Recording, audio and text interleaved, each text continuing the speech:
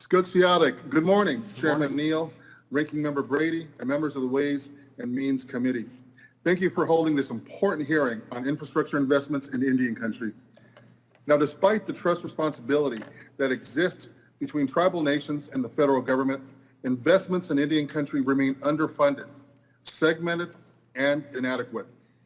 The long-standing and systematic failures to invest in Indian country became all too apparent when the COVID-19 pandemic hit the United States. According to the CDC, American Indians and Alaska Natives had 1.6 times the number of COVID cases as white, non-Hispanic persons, 3.5 times the hospitalizations, and 2.4 times the deaths. These hospitalizations and death rates are the highest of any racial or ethnic group. Now, during the pandemic, Indian country felt the impact of underdeveloped healthcare systems, lack of broadband access for our students, outdated and overcrowded tribal facilities, housing, transportation challenges in rural areas, and infrastructure in need of updating and repair. Part of the answer is a significant investment in Indian country in the American Jobs Plan. But for real, long-term, sustainable infrastructure investments, tribal governments need access to federal financing instruments like new market tax credits that are intended for low-income communities like tribal communities, but that have to date remained elusive. For example, in my community, like many tribal communities, the federal schools on our reservation were initially constructed over 100 years ago. The schools were overcrowded, in poor condition, and not conducive to learning. The community developed a program utilizing the language in the Self-Determination and Education Assistance Act, whereby we constructed a new $45 million school and then leased the building back to the Department of the Interior. This innovative pilot program has been very well received, and we are now using it to build another school and to fund our own separate infrastructure fund using the proceeds from other federal leases. A large component of our original proposal was utilization of the new market tax credits.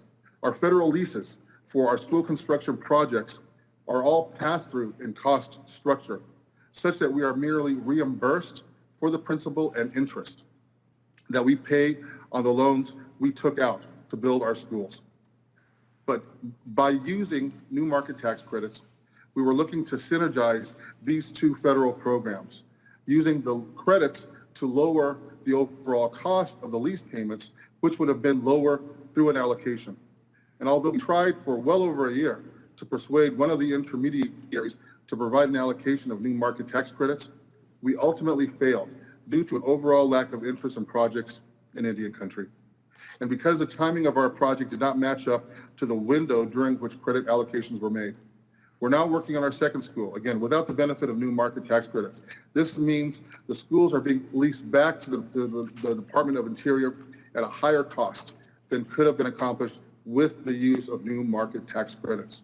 So federal funding is not going as far as it could have because tribes lack access to federal funding instruments that were specifically intended for investments in low-income communities. Native Americans have the unfortunate distinction of having the highest poverty rate of any ethnicity. This federal program was intended to address underserved and underbanked communities. And yet, of the $110 billion in total project financing of over 7,000 projects, only 0.4% went to tribal entities. As my example shows, tribal governments are innovative and have the answers to our infrastructure needs. What's missing is adequate access to federal tax incentives necessary to bring together private and public investment to create long-lasting solutions that are needed to invest in Indian country. My recommendations are simple and can be accomplished with the support of this committee. First, create a tribal set-aside of up to 5% for the new market tax credit program so investments are going into Indian country as intended. Second, consider making the use of the new market tax credits available for infrastructure funds in Indian country to eliminate all issues of timing and project planning that plague us. And third, support making the construction leaseback program mandatory funding. Funding this program is mandatory under the law, and the appropriations should be too. Making this funding mandatory will protect other essential discretionary programs and help many less creditworthy tribes have access to capital. Finally, create a major tribal governmental infrastructure set aside in any infrastructure program considered by Congress. Thank you for hearing my testimony today. I'm happy to answer any questions.